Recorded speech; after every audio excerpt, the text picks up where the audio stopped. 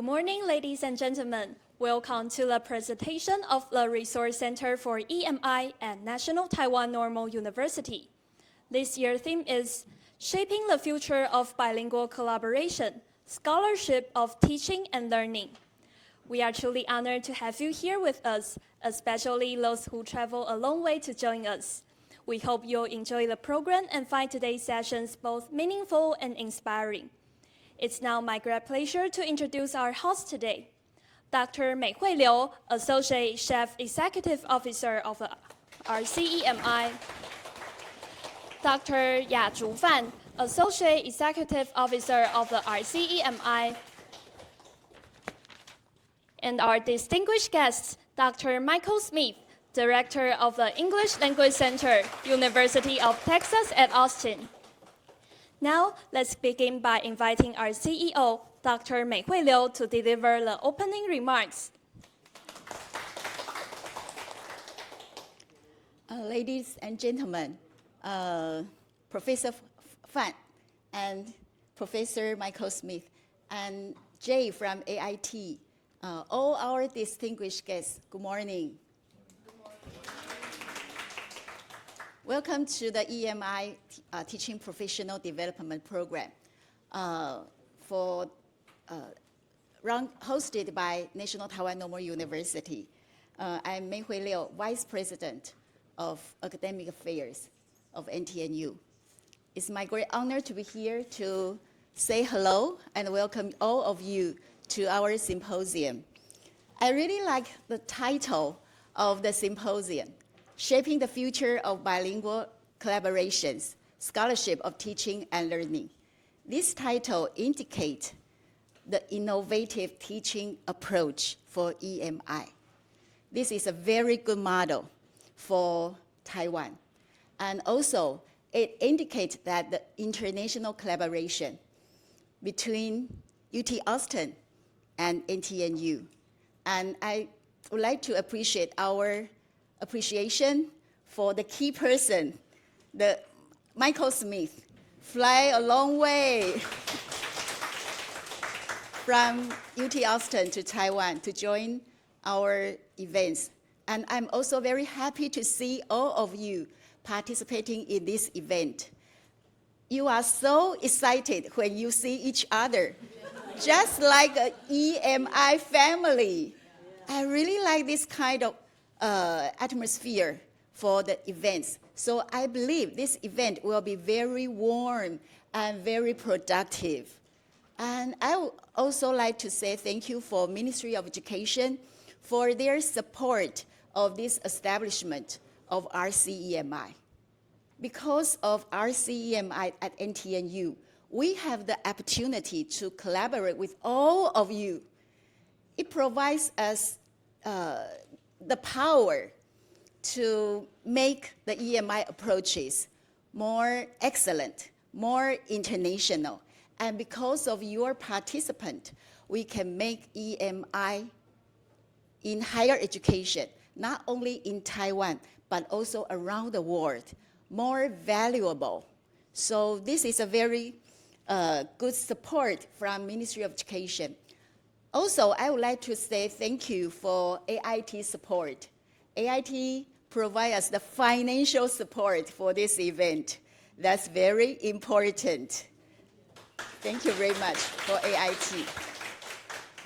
And especially for the key person of Michael Smith, the professor at UT Austin, and the leader of OUTA program. We have a very equal status to make the program productive and happen. So you know Michael, right? Yeah. You know how hard he worked for this program. So we will have a future collaboration with Michael for so many years. Thank you very much to make this program and this event happen. Finally, I would like to welcome you to this event, and I hope you all enjoy today's event. I believe we will have a very productive collaboration with each other. And thank you enjoy the event. Thank you very much. Thank you, Dr. Liu, for your inspiring words and vision.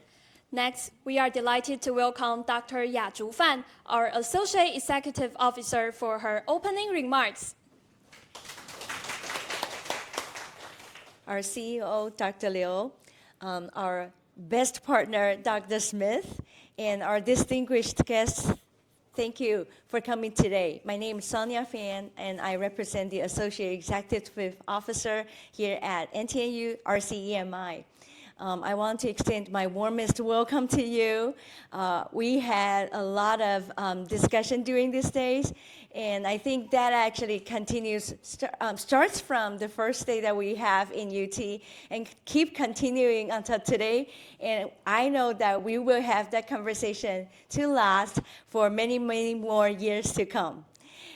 Today, thank you for joining this event.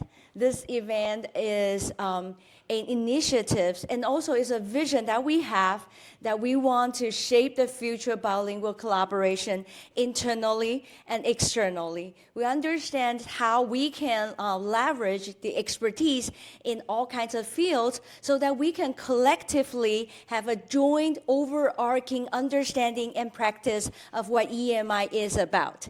So that is the thing that we are working on very hard, and we couldn't do these without your effort. So thank you so much. You deserve a big hand for your effort.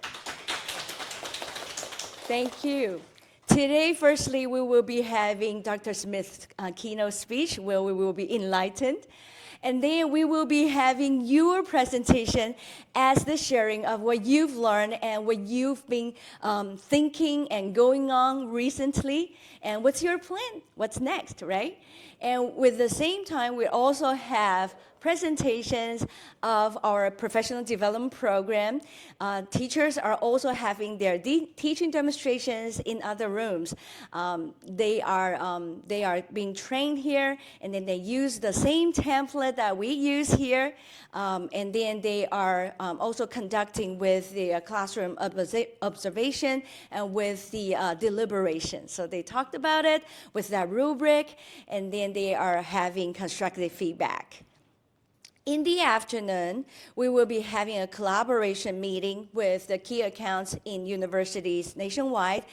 But at the same time, we are also having an AI workshop that I invite you to join, which is actually an AI-powered oral speaking platform that we use to cater to every teacher and class needs so that you can put in content and also you can assign tasks for yourself or your students to practice with instant feedback.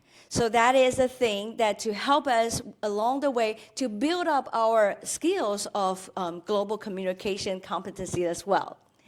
And in the end, we will be having the highlight as a roundtable to talk about what was the past and what is for now and what's for the future. And I warmly send my invitation for you to come. Again, this is a wonderful opportunity for us to come together, and this has to be a very thankful event because that it is without everybody's efforts that we could not be here. So again, thank you so much for being here with us, and then let's have a great day together. Thank you. Thank you, Dr. Fan, for your thoughtful and encouraging message. Ladies and gentlemen, it is our pleasure to welcome Dr. Michael Smith, the director of the English Language Center from University of Texas at Austin, to deliver his keynote speech titled Holistic Course Design for More Effective EMI Training and Teaching. Let's welcome him. I'm probably better without the mic, to be honest with you. You think that's funny, but we were on the train coming back from Kaohsiung, and I'm talking to Sonia, what I thought was my regular voice, and a very nice older woman with an official vest on came and started speaking Mandarin to us, and kind of like very apologetically, and I said, "Is everything okay?" And Sonia tells me, "She said you're talking too loud, you need to be quiet." I'm sure that's the first time in the history of those trains that they have to tell someone to be quiet. Of course, it was me that was the loud one there. So, yes, I can probably do it without the microphone. I'm so happy to be here today, especially to see, I'm glad everybody is here, but I'm especially excited to see some who have participated in the OUTA program to come and continue. This shows that our goal was to create an EMI network and professional kind of development ongoing, which RC EMI is keeping going, and you're here. You're a testament to that happening. And much of what I will present about today is because of things we've learned and we've seen through your efforts to apply what you've done. I'm just finishing a week of going to many of your universities to meet with you and with others at your university to try and spread the good news of the EMI program and let them know that with some training and support from the government and from NTNU's RCMI program, we can make a difference in the EMI world here in Taiwan and as she said, around the world. So we're so happy to be here. We do have a wonderful partnership between RCMI and us, and they were already experts in that, and so we use mostly their templates and their stuff as we then craft our side of things where we have expertise, and so it really is a true partnership. Now, I know this is a keynote speech, but I'm a teacher at heart. I have a hard time just giving one-way kind of information, and I had many years ago when I was doing my PhD, I had an instructor in a course called The Psychology of Human Learning. And I was really excited for this course because I wanted to go and learn all of the different theories in educational psychology about the best way to teach and learn. So I went. It was a wonderful semester. I learned all about learning theories and just different things from Piaget through to all of the different great psychologists, Vygotsky, all of these things. We learn about scaffolding and zone of proximal development and all of these things, right? And at the end of the semester, we had to fill out the evaluation. And I gave the instructor a good score, but I wrote in the comments, this was a nice class. You taught us about some very amazing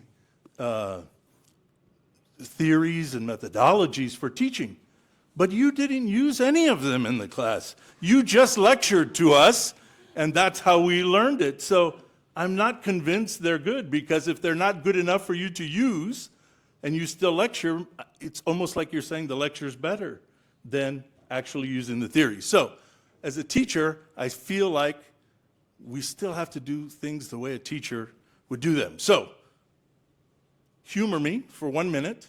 Turn to someone next to you or behind you, I don't care who it is. I want you to spend, each of you, 30 seconds, think in your mind about who your best teacher was in your life. Think back to elementary school, could be in university, whoever. Who was your very, very best teacher? If someone said, who was your best teacher? Think about them. Now turn to your person near you and tell them why. Each of you spend 30 seconds telling the other person why. And humor me just for this time. Do it in English, okay? Just do it in English. I'm going to come check. All right, go. You have 30 seconds and then switch. Go.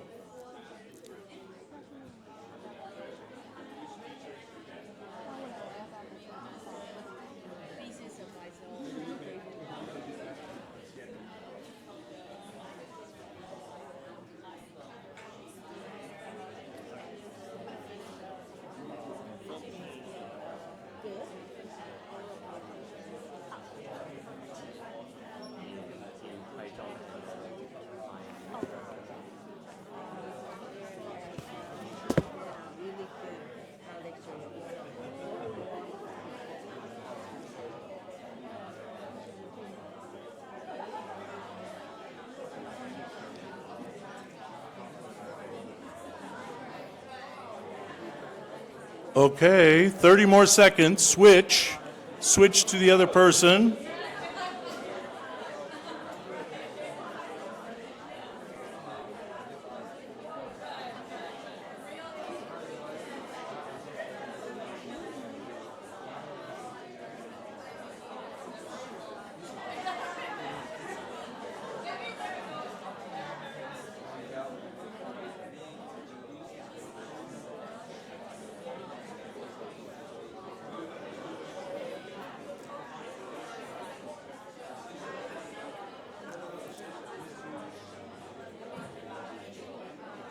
All right, good. Wow. You don't want to stop. Okay, well, I'm going to ask you about that conversation a little later, okay? So don't forget what your friend there said. I'm here to talk about holistic course design for effective EMI training. And I just want to make sure that we're all on the same page when we discuss that. So here's our agenda today. We'll talk about EMI definition and purposes, challenges and solutions, holistic course design, which is the meat of the talk today, and then ongoing EMI professional development. Sorry.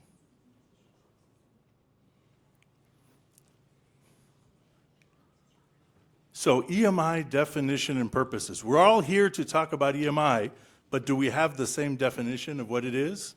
We know it involves English. Yeah? We all agree that EMI involves English? Okay, good. And it involves instruction. Let's look at a basic definition from Richards and Pun. The use of English to teach academic subjects rather than the student's mother tongue or dominant language, okay? In its simplest form, that's the choice. That's what EMI is. And that label, EMI, has been used consistently since the early 2000s, but the practice has a very long history. Most people will say, yes, of course, in Europe, they've done this for many years. But before that, do you know, if you go look in the literature, they go all the way back to the first EMI classes from William's hometown and from India, from Hong Kong. Hong Kong and India, where they were colonized by the British, right? Then all of a sudden, higher education, they switched to English, and they made teachers teaching English, students learning English. So they didn't call it EMI back then, but that's what they were doing, was EMI years ago. So actually, on this side of the world is where that began, in that history. So we know about what it is, or in general, the definition of it, but why do universities choose to do EMI? Some of you are saying, I don't know, I wish I knew. I'm not sure why. I just know they told me I have to do it, right? Right? Is it develop the students' English skills? I mean, there's other ways you can develop their English skills, but that, of course, that's assumed, but the goals achieved through EMI are many. Any department can adopt EMI for a variety of reasons. I'm going to give my list, and you look at it and see if I missed anything, okay?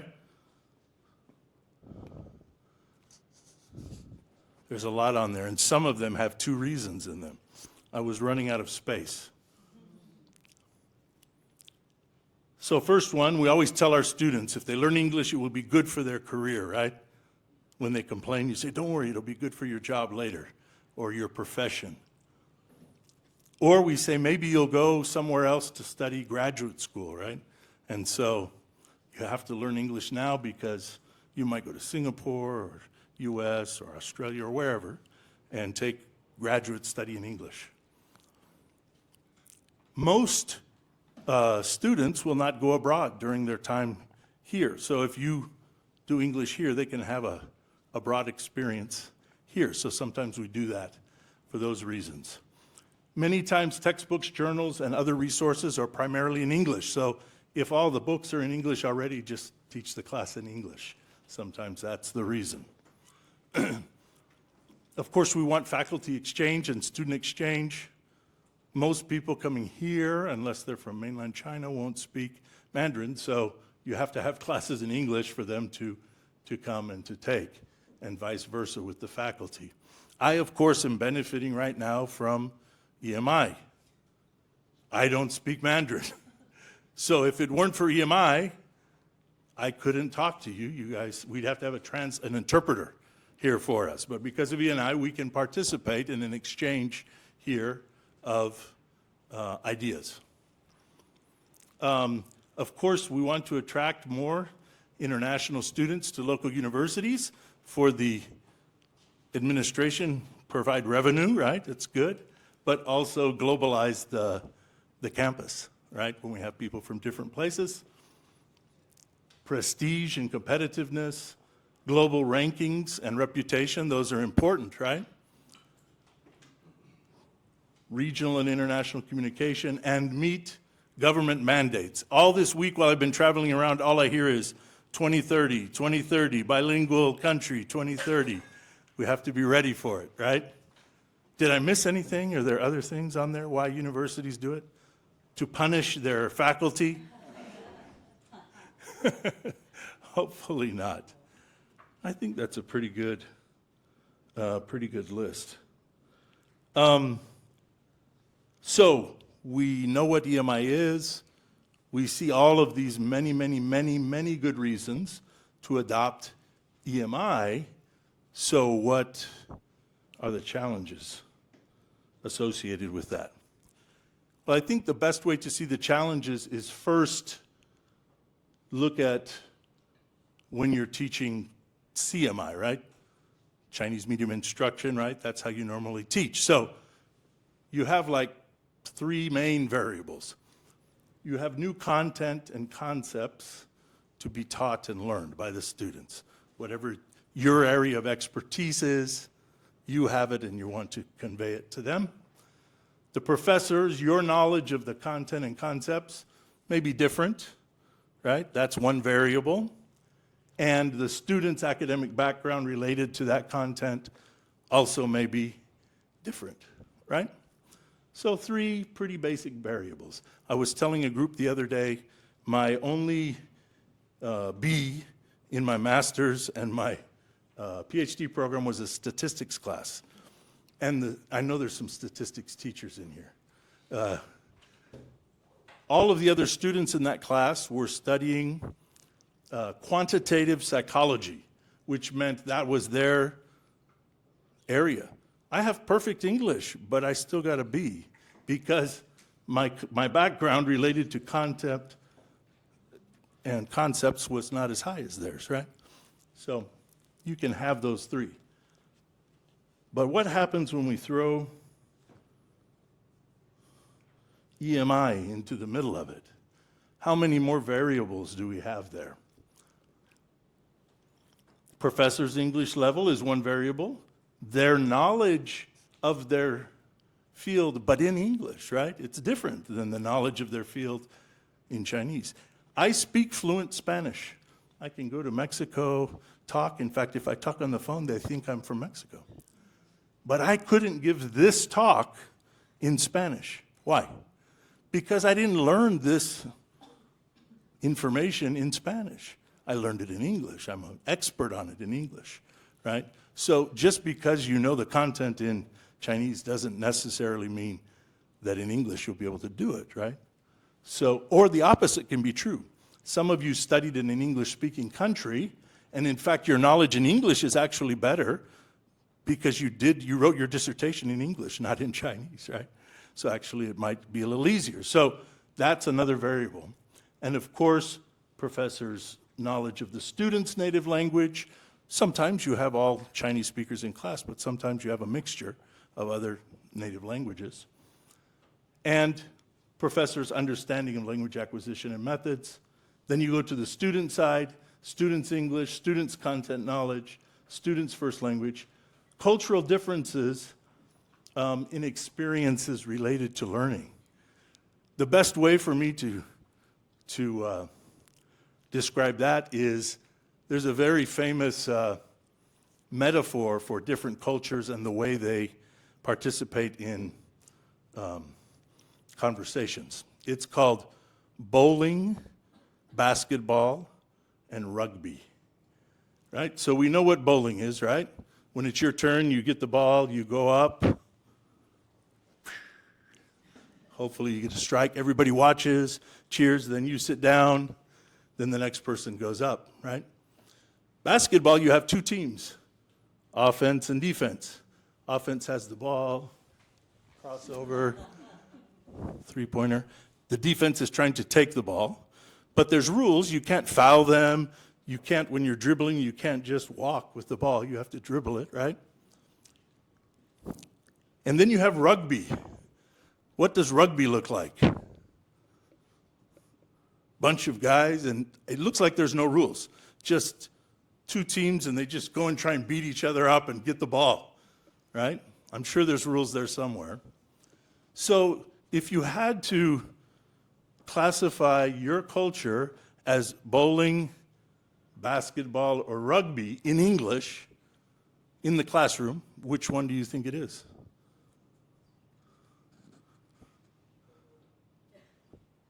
It's probably bowling. When it's one person, in fact, right now I just proved it was bowling. See, I have the microphone, so it's like I'm the one bowling.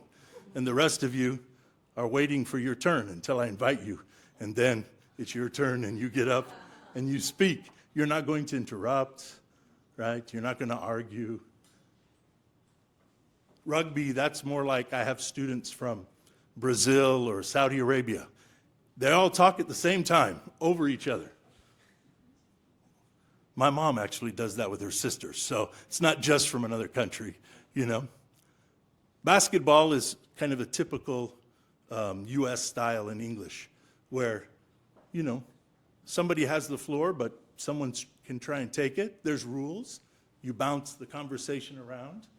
In fact, when we started today, and I asked you to talk to your neighbor, you guys did pretty good.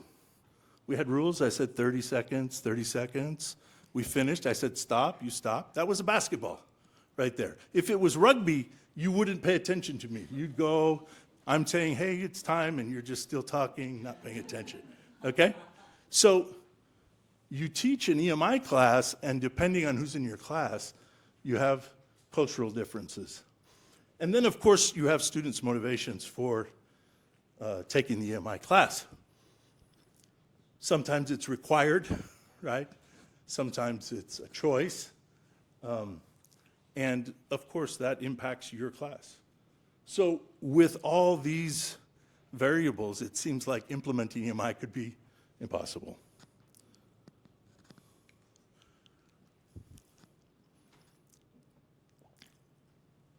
The common approach when you don't have EMI training is you say, same teacher, same student, same course, just different language is the only variable. Right? So I used to teach my course in Chinese, now I just teach it in English. Everything is the same. And we focus on improving the professor and the student's English, and we think that will solve everything, right? Just fix the English. However, we just had the list of all of these things, and if you just do that, you're not paying attention, right, to most of these variables. So how do we deal with all of those variables?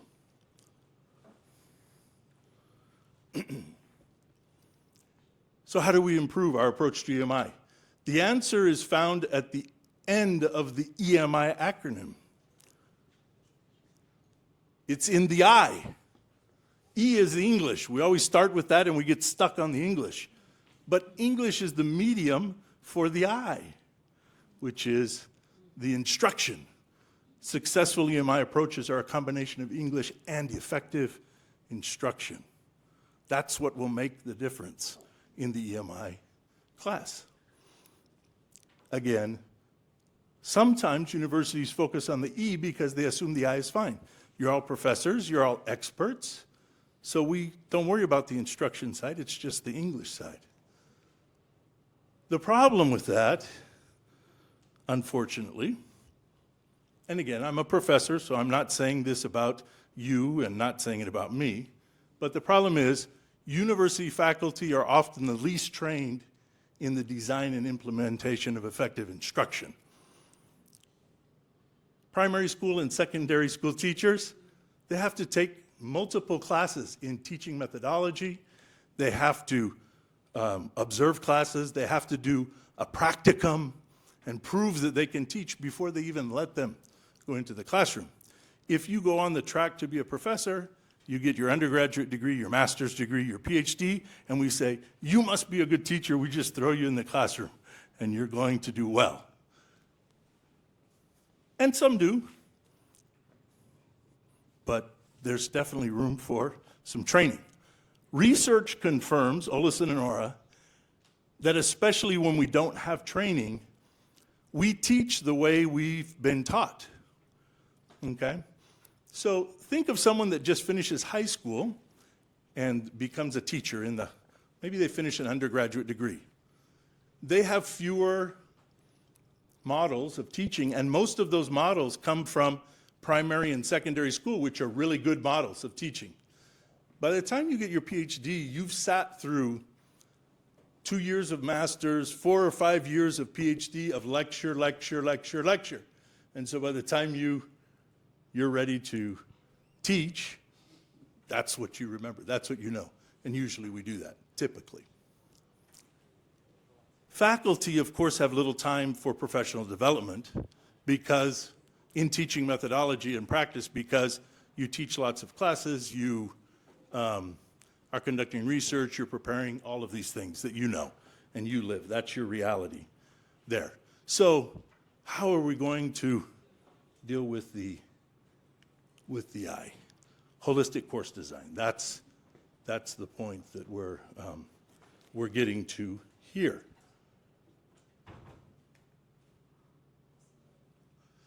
What is it?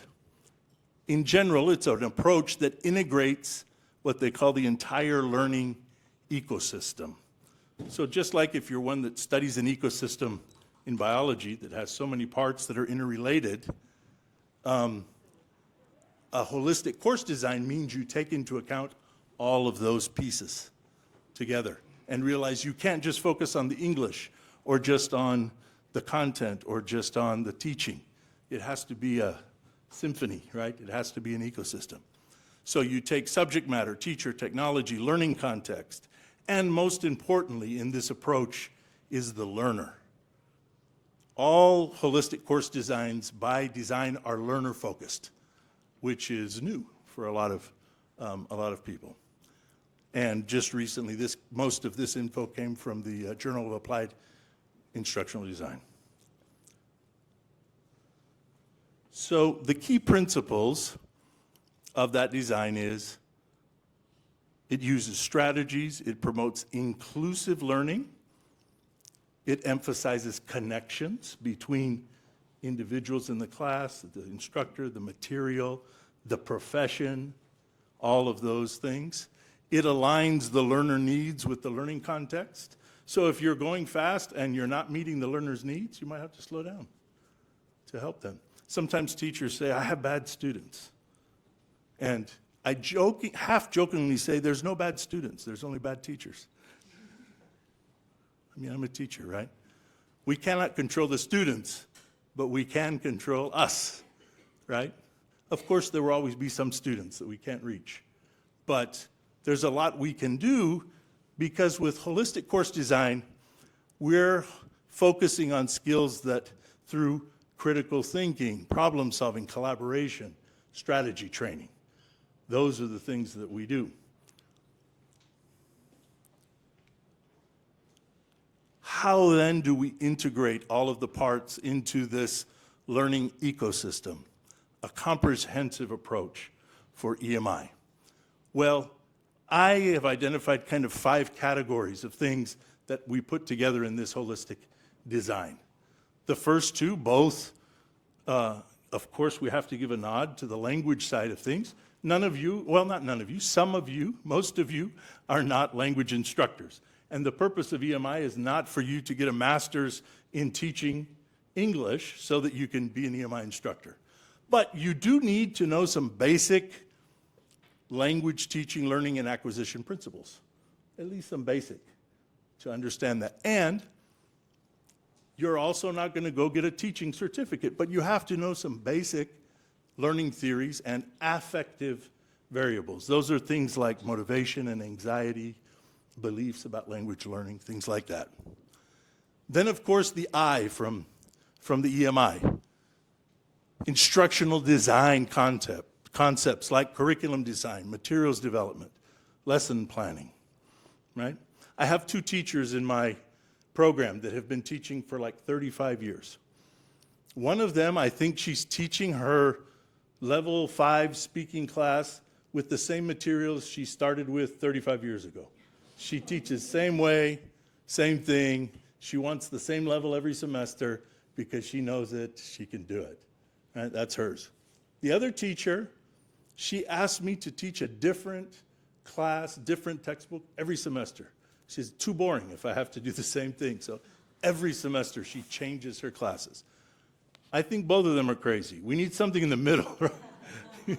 Something maybe in between those 2 extremes, right? Of course, then we also have tools and techniques for teaching. Some of you have many of those tools and techniques. You do them, you just don't have a name for them, right? And what we can do is give you a name so you know what you're doing. And then the last one, you have to take into account IA tools, or AI tools, excuse me, for development, practice, feedback, assessment. When the time gets too big for those EMI classes, when the preparation, AI will be your friend to help you do that. So let me just show you quickly, because I can't teach you all of these things today, right? We're not here to, even though I want to teach. So if you're going to up your EMI knowledge, you need to know at least about a few basic things. You can take a picture of that, or we'll make this available later. You've got to know what a communicative approach is. All of modern language teaching is built on communicative competence.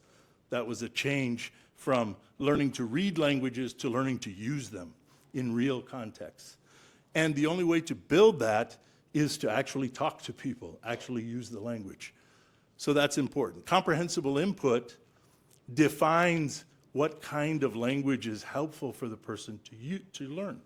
I'm a level 0.05 Mandarin speaker. I know about 40 words. So when I'm out on the street and I'm hearing thousands of words, I'm not learning because I don't know enough Mandarin to use that information. But if I'm with Dr. Fan's 10-year-old son and he speaks simple Mandarin to me, then actually that's I+1. It means at my level and just a little bit beyond. Right? So in a class, if you understand that principle and you have students at different levels, you have to realize that whatever materials you give, if the material is I+10, they're not learning. If it's I-2 because it's too low, they're bored, right? AI can help you individualize that for each student. I'll tell you about that in a minute. Vocabulary acquisition is important. You can't use language without vocabulary. You can't do grammar, you can't read, you can't write, you can't speak, you can't listen without vocabulary. So vocabulary is the basis for language. And Keith Fultz, a very famous guy in my field, he talks about the idea of touches. You have to touch a new vocabulary word. He said at least 7 times in 7 different ways before you will learn it. So as a teacher, you can't just say, here's the word and the definition, now you know it. I'm going to test you next week. Doesn't work like that for language acquisition. Maybe if it was in the native language, but not in the second language. So you have to provide in a reading, in a listening thing, in different ways for them to touch that word multiple times. And then schema building theory by Anderson, which is that we have to attach old information to, new information to old information. So you want to make sure that you activate the old information so they can attach the new information to that. That's part of the design.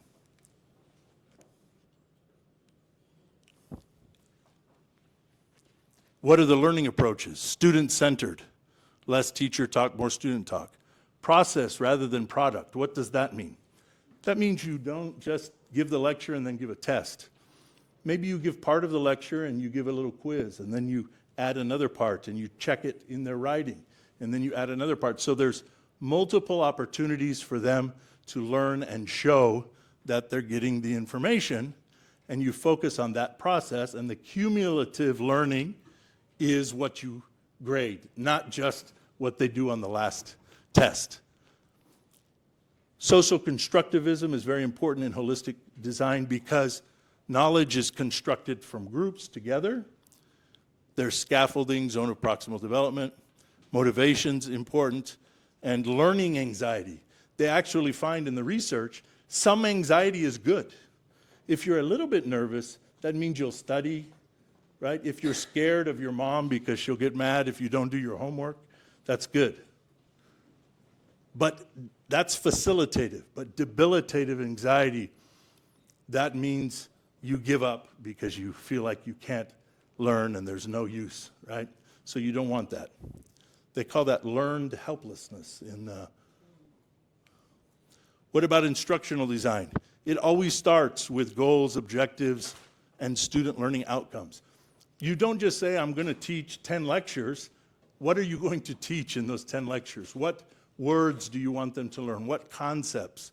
And how will you measure if they learned it or didn't learn it, right? Materials need to be as authentic as possible. You want to make them specific to their level if you can, and use a variety. Some students learn reading, some listening, some by pictures, all of those things, right? Then you have lesson plans. Now, on the next slide with the lesson plan, you have objectives, probably a warm-up or an icebreaker, some review, some presentation. Did we do all of those so far today? What was the icebreaker or the warm-up? Turn and talk, right? Why am I doing that? Just for fun? Why did I tell you to do it in English? Because outside, in an EMI setting, you're speaking your native language. So the first thing I need to help you do when you walk into the room is switch your brain into English. But I don't want to test you or start presenting right away. So we do an activity that will force you to use English in a very comfortable situation. Now your mouth is ready, your brain, for English. That topic that I had you talk about your favorite teacher, is related to this topic of teaching. So what I'm doing is I'm reviewing what you know about teaching, and I'm activating your schema related to teaching. So now when I give you new information, you can connect new information to that information that you were thinking of there. So this is what we're talking about with holistic design. Every activity has a reason and a purpose, and each activity might have 2 or 3 purposes in that sense, okay? One thing we found out this week from our good friend Charlene right here, I went and observed Charlene's class. It was an amazing class. She had a lesson plan, and when they asked her, was it easy to prepare such a good class? She said, yes, it was easy because I had a template. So RCMI has a template for lesson planning. This is one of 8 pages. It's that long. And you just go fill in. It tells you what you should have, put the time, and then you don't have to know all of the lesson planning things. You just use the template. And then that will guide your lesson to be the way it's supposed to be.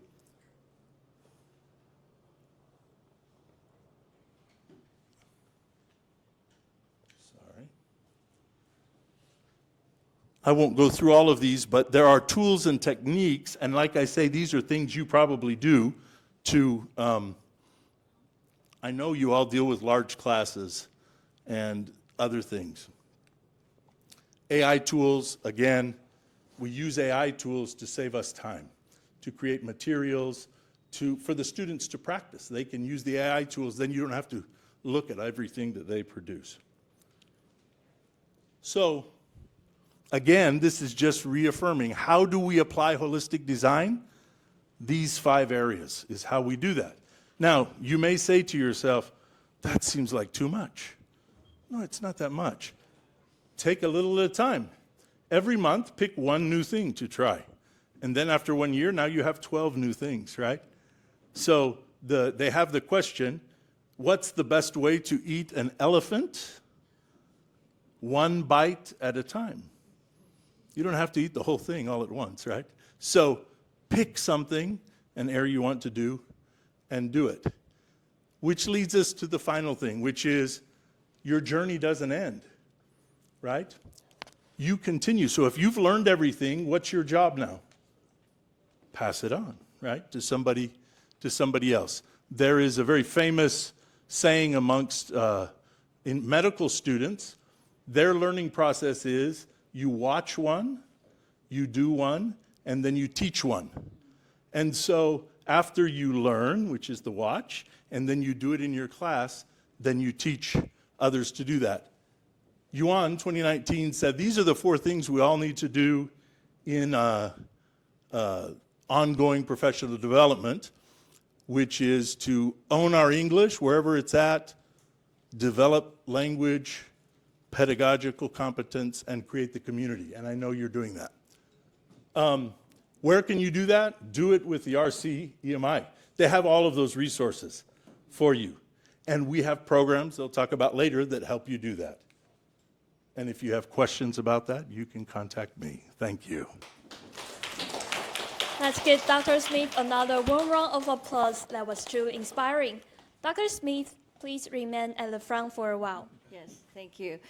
Before we deliver our gratitude to Dr. Smith, I would like to respond to what he just said. Dr. Smith actually demonstrates to us a model of inquiry, so that we are actually becoming an inquirer ourselves as well. So he started with why EMI, and then what's EMI, and then how to EMI, right? So we get the whole thing to roll, starting from the inquiry, and then we take action. With that, we reflect on how well we do, what worked, what doesn't, right? And then we move on to the next step. And this will help both of us and our student to have a growth that moves the direction as a spiral up, right? And then it will, when we are engaging our community, our colleagues all together, the learning and the reward is multiplied. So that is the thing, and we are very excited to have the initiative 2 years ago, and today we're going to witness the ongoing, thriving results in our later session. And thank you so much, Dr. Smith, for giving us such wonderful keynote speech to enlighten us. Thank you so much. Thank you.